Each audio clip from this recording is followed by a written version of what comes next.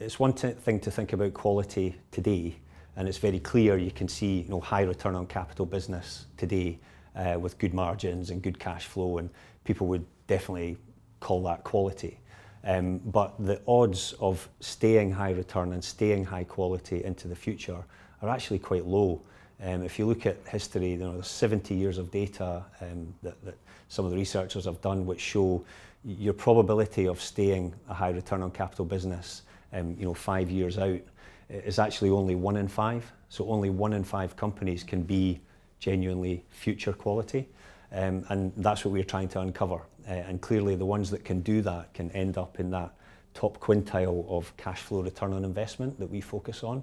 Then they're the stocks that are going to generate that alpha, because it's all too common for good businesses to actually fade, perhaps because of disruption, perhaps because of not reinvesting in the business appropriately, or a change in the competitive environment. And that's really what influences those returns over time.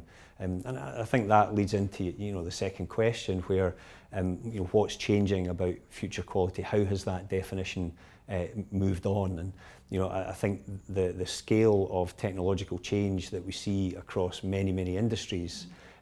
Previously we probably just had to think about the number of competitors that there were, how those competitors were positioned, what the products that were leading that competitive environment were, and what brands were winning out.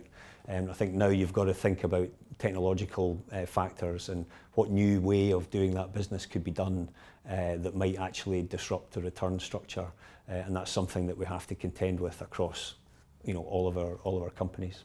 Yeah, we've got one which is ResMed, which we've held for a number of years, and again it's just that long-term potential for growth in the kind of underdiagnosis of sleep apnea. And our theme in healthcare is really about taking cost out of the healthcare system.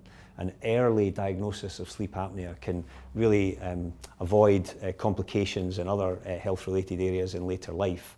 And I think ResMed have a target that they've just released, that they think by 2025, with the use of digital health apps and directly accessing that from consumers, they can actually touch another 250 million lives around the world. And if they can do that, that drives really significant growth for that business. And so we think it's a very exciting opportunity, and that's our one future quality business that we have in Australia.